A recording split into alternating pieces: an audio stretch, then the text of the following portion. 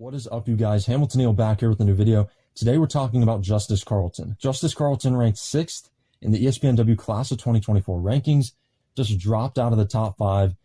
Not a big deal though. She is an elite player, one of the best players in this class. 6'2", plays that forward position. Very, very good. She has a top 5 out. South Carolina, UConn, LSU, Texas, and Arizona, okay?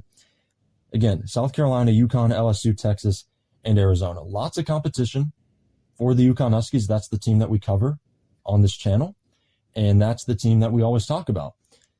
We just had a video about Sarah Strong. They're in the mix for her. She's also a 6'2" forward, now ranked 2nd in the class behind a Joyce Edwards. So obviously Sarah, I think she's the top target.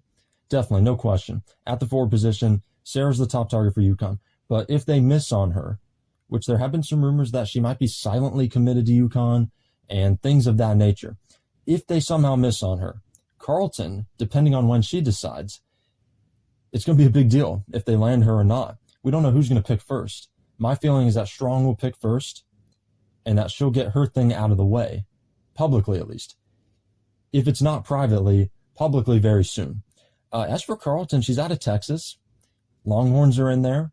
LSU obviously is an interesting school. Everybody's going there.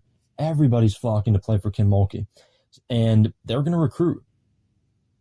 They're going to recruit heavily in the state of Texas. A lot of reasons why they do that. Kim Mulkey, coach at Baylor, even schools like Mississippi State in the past, when Vic Schaefer was there, they always recruited in Texas. Those schools in the South, in nearby states, they're going to do that, right? So LSU, Texas, I think those are the front runners at this point. I think UConn's behind the 8 ball here compared to where they're at with Sarah Strong. Watching film of Carlton, you can see why she's ranked so high in this class, right? And even though she dropped a little bit, still right outside the top 5 at number 6.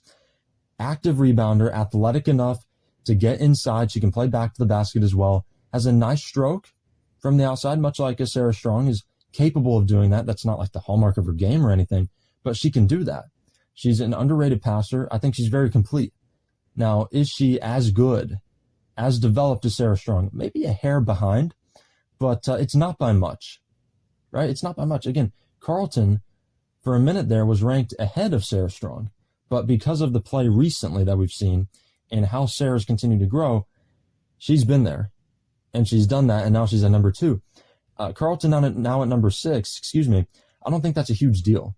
Again, she's still right outside the top 5, one of the best in this class, and again, my gut feeling right now is that it'll be LSU or Texas, because Kim Mulkey has a strong pull in that state. Obviously now coaching at LSU, they're building something incredible there. Lots of competition from them. Texas is in state. They're not LSU. They're not UConn. They're not South Carolina, but they are a very good program led by Vic Schaefer.